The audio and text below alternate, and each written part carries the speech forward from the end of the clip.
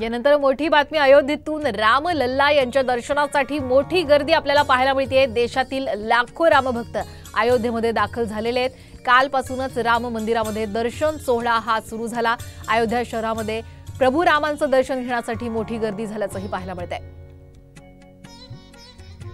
तर आपण पाहतोय की रामलल्लाचं मंदिर आता दर्शनासाठी खुलं झालेलं आहे कालपासून।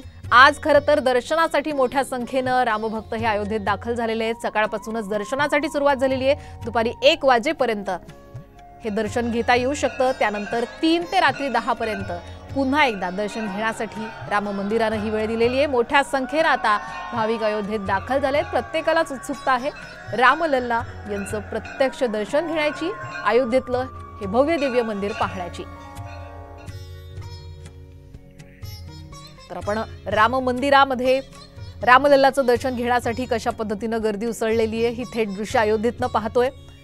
रामभक्तांचा जनसागर अक्षरशः इथे ओसंडून वाहतोय। अयोध्या मंदिरातील ऐतिहासिक क्षण आपण सगळ्यांनीच काल साम टीव्हीवरती अनुभवलेला आहे आणि आज प्रत्यक्षात रामलल्ला यांचं दर्शन घेण्यासाठी लाखोंच्या संख्येने भाविक